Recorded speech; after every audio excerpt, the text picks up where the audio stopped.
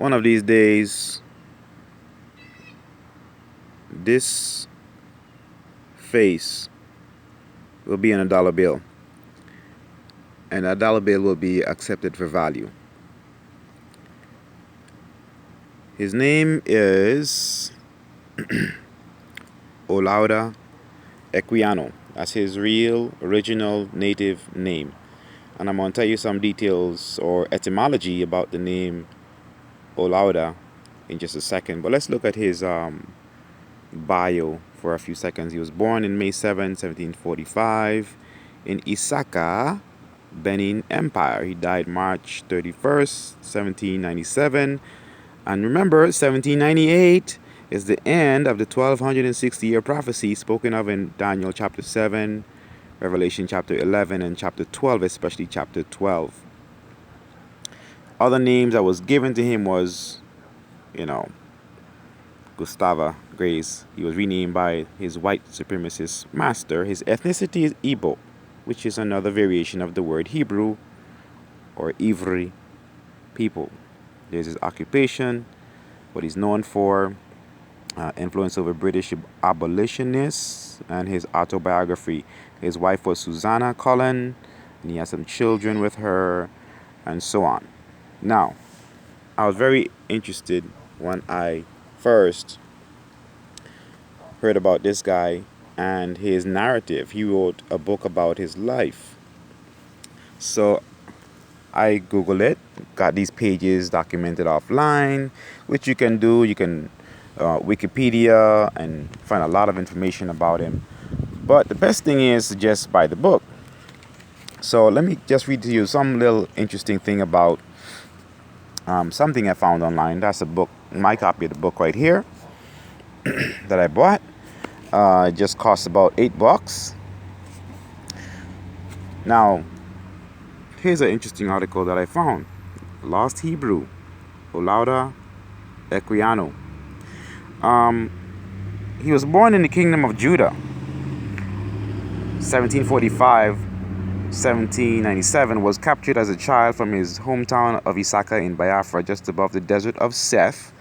Here's these maps right here, desert of Seth. And Seth is one of the sons of Adam, and this is in West Africa.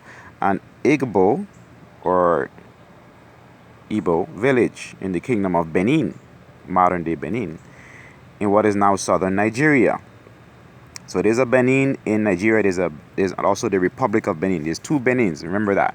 There's the Republic of Benin and there's another Benin in Nigeria. It's two different places. Equiano recalls his kidnapping at age 10 and transportation to the Caribbean, and he came to Barbados, where after a short stay he was sent to English colony of Virginia. Now let's look at the name. Of particular interest is the original name of the author, Olaudah.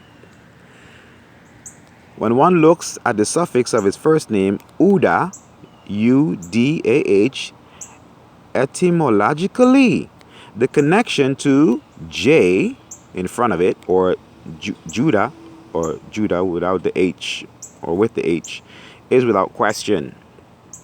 His name indicates the tribe from which he originated. Thus one begins to suspect that he is from the tribe of Judah that were present in West Africa.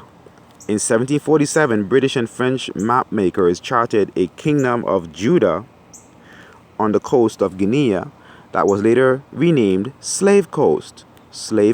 And that's why this guy got caught up in slavery, was kidnapped at the age of 10 years old. Equiano recalls, and this is what he writes in the book. Okay? This is in this book. You can get a lot of quotations online, so I'm summarizing this for you.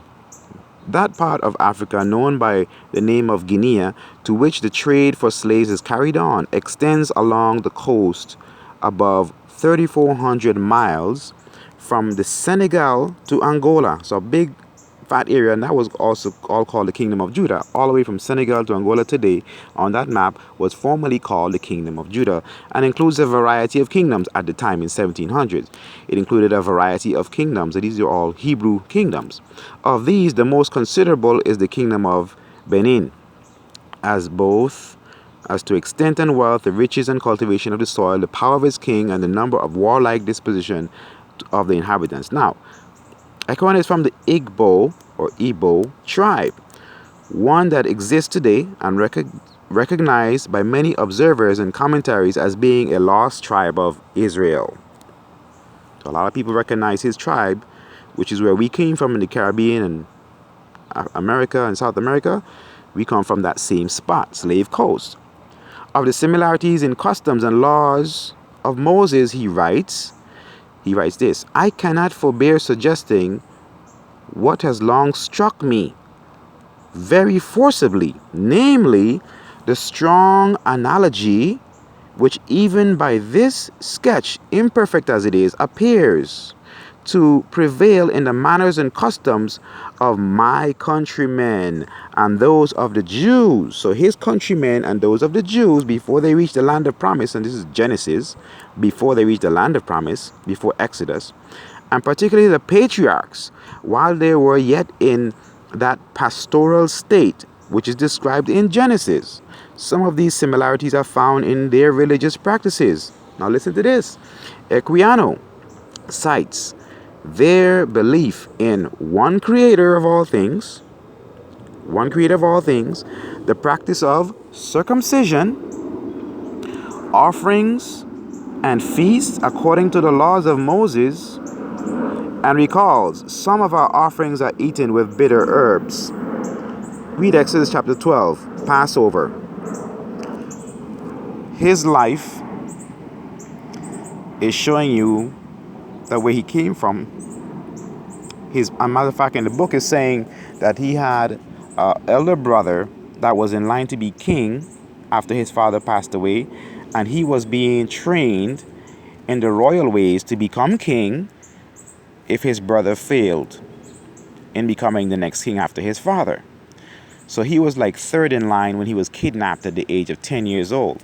And these are some of the customs that he wrote about in his book, and he's very struck, he said, by the similarity of how his countrymen, the customs of his countrymen and those of the Jews, before they reached the land of promise. So this is saying that these, and by the way, it is true, I read somewhere else that the tribe of Gad left Egypt because they knew that the prophecy of the Egyptians would come and put them in captivity for 400 years in the land of Egypt. This is back in the days of Exodus. And so the tribe of Gad and some of them others as well left Egypt before Pharaoh rose up and put the Israelites into captivity, and went down into Africa, and which is called the deserts of Seth, the Biafra area, all West Africa area, all of these areas. And this is how Hebrew people came to Africa and lived in Africa, practiced those customs that were handed down from Abraham, Isaac, and Jacob, and kept those customs for 3,000 years and more. Okay, so his family and heritage in West Africa kept the customs of circumcision, the offerings in the feast according to the laws of Moses, eating the offerings with bitter herbs, from before the nation of Israel was established in Israel, Canaan land, the promised land that Joshua, eventually conquered all the surrounding nations and had the land of promise. This is where this guy came from. He died in 1797, just before the end of the 1260-year prophecy spoken of in Revelation chapter 12. That's very important. I'm going to give you a study on that. I have all my documentation. Trust me, I'm ready. I'm just doing this quickly in under 10 minutes so you can get straight to the point. And I'm going to give you piece by piece until you get the whole book in written form, African Americans Crucified Christ. So this is part of one of the quotations I'll be using from, or many quotations I'll be using from this book and many other books, to prove that African Americans crucified Christ.